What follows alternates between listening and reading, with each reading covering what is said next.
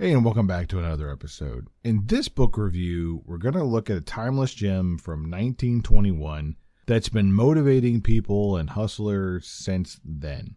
And I chose this book because it's a quick read, it's a short read, but it's got some really good, insightful stuff into it that we overlook in today's modern society. And I say modern society because 1921 was modern society.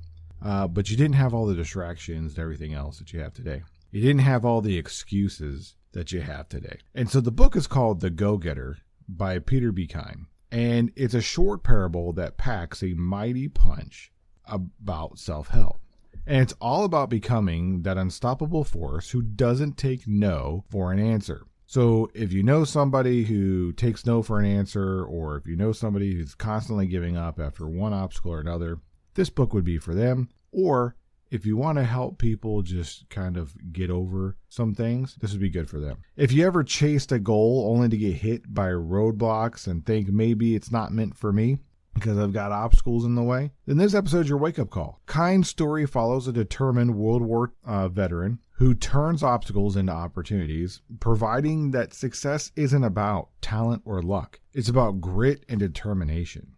You know, in the world of distraction and excuses that we live in, and I've said this many times, the go-getters win because they just keep going. I was talking to somebody the other day, and they were working on their PhD, and I was like, how did you find time to do a PhD and do all of this and do all of that? And he was like, honestly, it's like a fat kid running a marathon. You just don't stop. You just don't give up. It's only hard when you're going through it, but at the end, and you look back and you go, oh, it's not that bad. So it's about grit.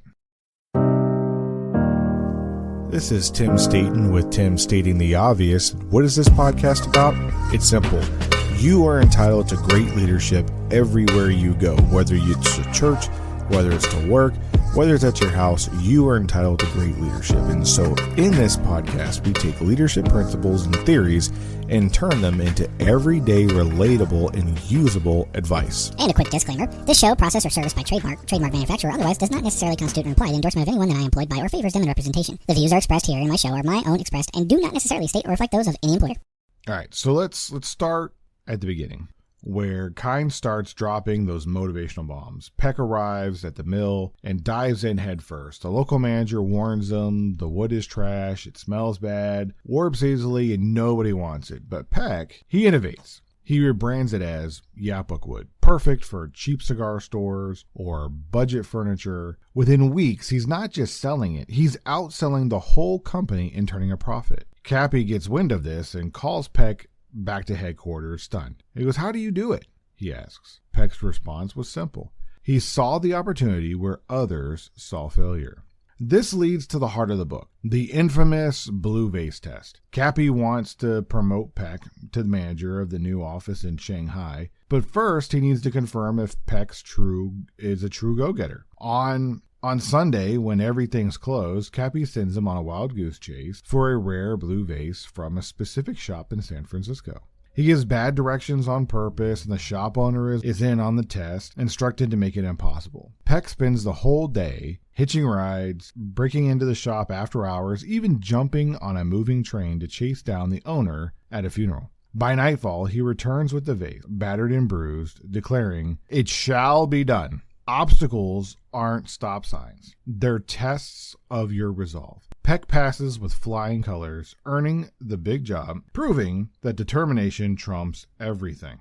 So that's the basic gist of the plot. But let's break down some of the key themes, because this isn't just a fun yarn, it's a blueprint for success. First up, persistence and determination. Kine hammers home the world is full of quitters who fold at the first, but go-getters like Peck keep pushing. Remember, Peck, he's a disabled war veteran, yet he outworks able-bodied people. The book states it plainly, success requires effort. You get nothing for nothing. I love how Cappy reflects on this, saying the go-getters are the ones who refuse to be denied. In your career or personal goals, it's not about being the smartest.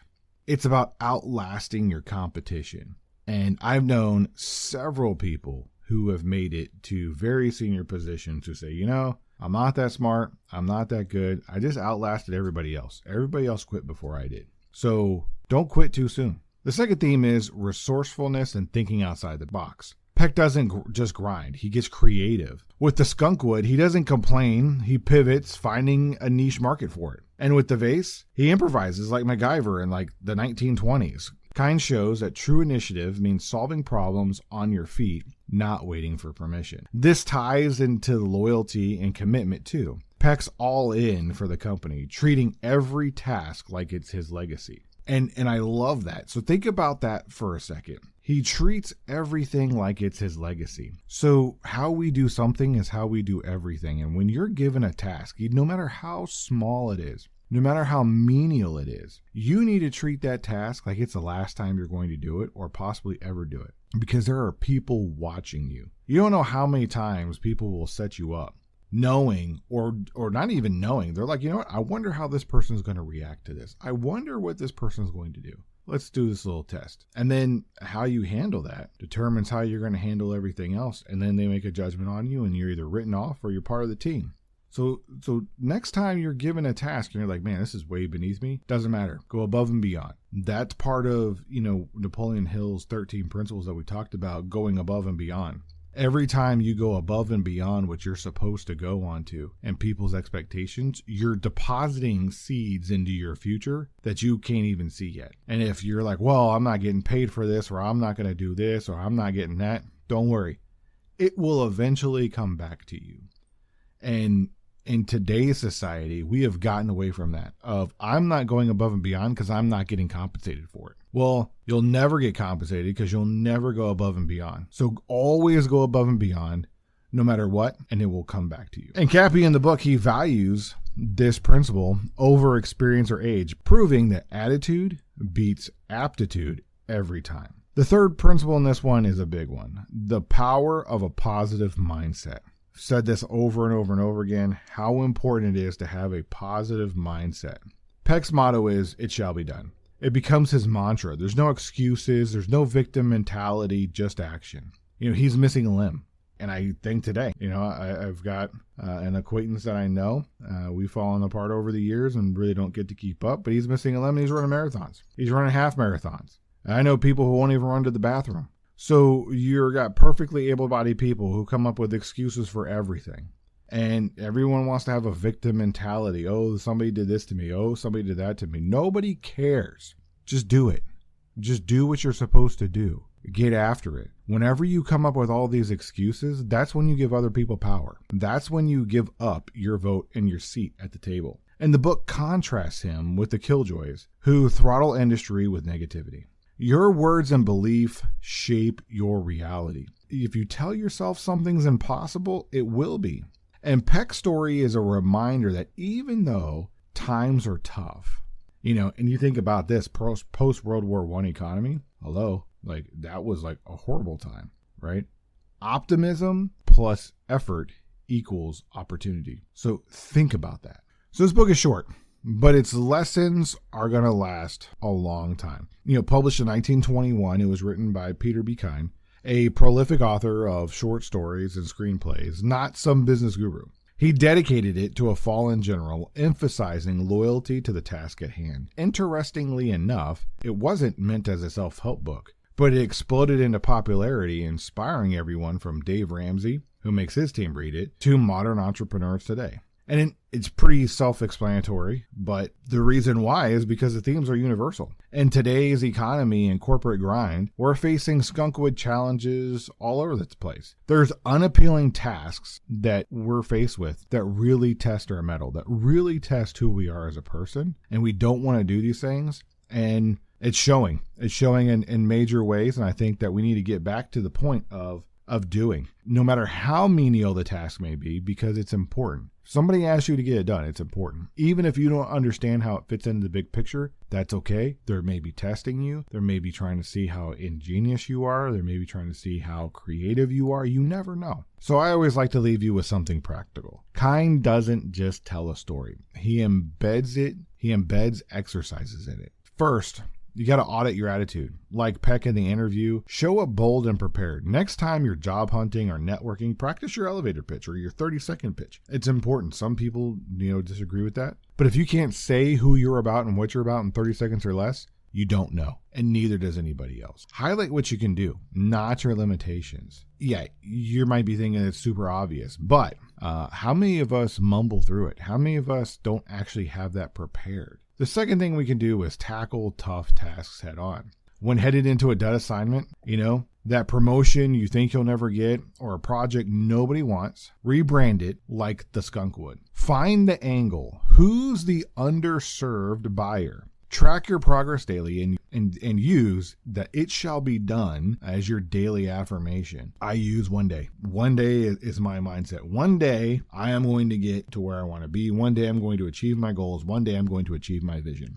It may be today, but one day I'm going to achieve it. And one day is going to happen. And that is something that I tell myself. That is my mindset. And so everything I do today is in preparation for that one day when it comes. And that one day may be today. It may be tomorrow. But I got to be the person prepared to ready to answer the call for when that day comes. The third thing that we can do is prepare for the blue vase test in life. Expect roadblocks, bad bosses, market crashes, personal setbacks, and plan to improvise. But build resiliency by starting small.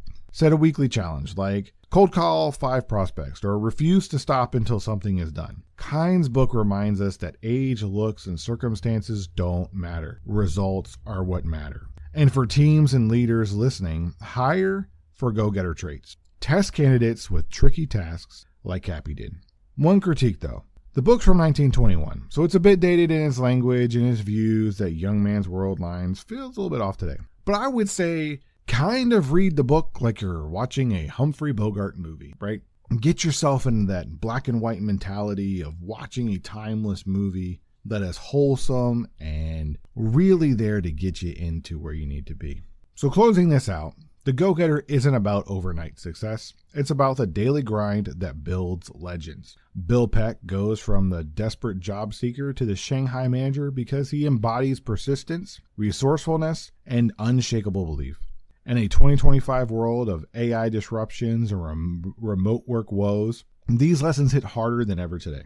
The go-getters aren't born. They're made through tough choices. And if we don't teach our kids early on and young adults early on how to be go-getters, then take a look at this book, adopt it, and move forward. If Peck can do it with one arm tied behind his back, literally, then you have no excuse.